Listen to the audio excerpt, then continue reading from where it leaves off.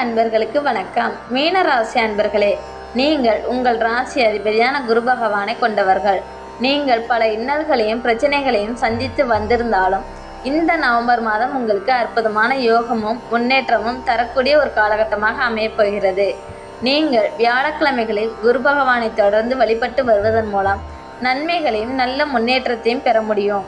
ஓம் come குருவே போற்றி என்ற மந்திரத்தை உச்சரித்து குரு பகவானின் அருளால் உங்கள் வாழ்க்கையில் நடக்கவிருப்பவை நல்லதாக நடக்க வாழ்த்துகிறோம். 5ஆம் இடத்தில் உச்ச பலத்தில் இருக்கும் குரு பகவான் நவம்பர் 11ஆம் தேதி வக்ரகதி அடையப் போகிறார். இது உங்களுக்கு நல்ல பலன்களை தரும். நவம்பர் 28ஆம் தேதி வக்ர நிவர்த்தி அடையப் போகிறார். சுக்கிரன் மற்றும் புதன் இணைந்து லட்சுமி நாராயண யோகத்தை தரப்போகிறார்கள். சூரியன் நீச்சம் அடைந்தாலும் நீச்சபங்க ராஜயோகம் உண்டாகிறது.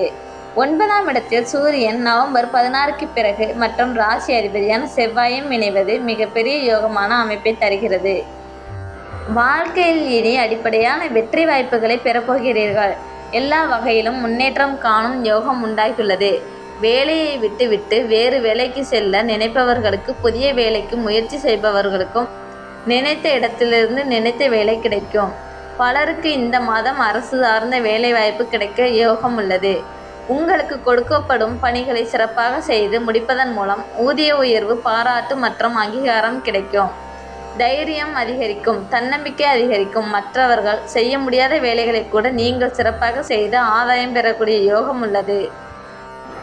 இது நாள் வரை இருந்து வந்த டென்ஷன், மன அழுத்தம், கவலைகள் எல்லாமே தீரக்கூடிய யோகம் இந்த மாதம் உருவாகியுள்ளது. மனக்கவலைகள் உங்களை விட்டு ஓடிவிடும். குழந்தை பாக்கியம் இல்லாமல் தவித்தவர்களுக்கு குரு பகவானின் அருளால் குழந்தை பாக்கியம் உண்டாகும். சிலருக்கு ஆண் குழந்தை பிறக்கும் கூட யோகம் உண்டாகும். பஞ்சமஸ்தானத்தில் குரு உச்சமடைவதால் உங்களின் குழந்தைகளின் உடல் ஆரோக்கியம் மேம்படும். அவர்களால் ஏற்பட்ட தொல்லைகள் தீரும். பெற்றோருக்கும் பிள்ளைகளுக்கும் இடையில் இருந்த பிரச்சனைகள் நீங்கி குழந்தைகள் உங்கள் சொல்படி நடப்பது மனதிற்கு நிம்மதியை தரும். பாகிஸ்தானத்தில் கிரகங்கள் இருப்பதால் மலைப்பிரதேசம் சென்று வரக்கூடிய யோகம் அமையும். காசி, கயா, ராமேஸ்வரம் செல்லும் புனித யாத்திரை செல்லக்கூடிய வாய்ப்பும் உருவாகும். இந்த வாய்ப்புகளை பயன்படுத்தி கொள்ளுங்கள். குழந்தைகள் துணிவுடனும் நட்பாகவும் சந்தோஷமாகவும் இருப்பீர்கள். வீட்டில் ஆனந்தமான சூழல் நிலவும். இளையதாரர்களுக்கு நல்ல ஒரு யோகம், பரிசு மற்றும் ஏற்றங்கள் உருவாகும். கவனிக்க வேண்டிய விஷயங்கள்: கோபத்தை மட்டும் தவிர்த்து விட்டு கொடுத்து அனுசரித்து செல்வது நல்லது. அக்கம் பக்கத்தில் இருப்பவர்களிடம் மற்றும் வீட்டிலும் தேவையற்ற வாக்குவாதம், சண்டை சச்சரவுகள் செய்வதை தவிர்க்க வேண்டும். மாதத்தின் தொடக்கத்தில் தொழில், வணிகம் மற்றும் படிப்பில் சின்ன சின்ன தடைகளை சந்திக்கும் சூழல் வரலாம். கவனமாக செயல்பட வேண்டும். செய்ய வேண்டிய வழிபாடு மற்றும் பரிகாரம்: குரு பகவான் வியாழக்கிழமைகளில் குரு பகவானை வழிபடுவது நல்லது. தினமும் வீட்டு பூஜை அறையில் தீபம் ஏற்றி மனமாற வழிபட்டு அன்றைய தினத்தை தொடங்குங்கள்.